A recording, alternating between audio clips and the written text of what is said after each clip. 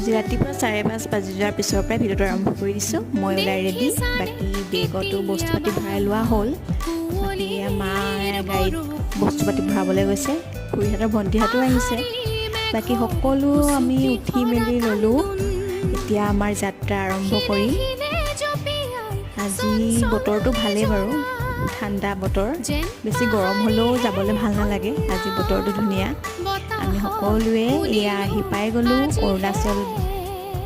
এয়া টিকেট পাছ ওলাব লাগে যে, সেয়া উলিওৱা হৈছিলে। তাৰপিছত আকৌ আমাৰ যাত্ৰা আৰম্ভ কৰি ল'লোঁ।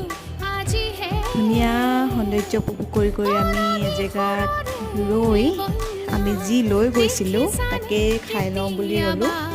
এয়া আমি খাবলৈ আৰম্ভ কৰি দিছোঁ। খাই বৈ আকৌ বৰষুণ দিলেই।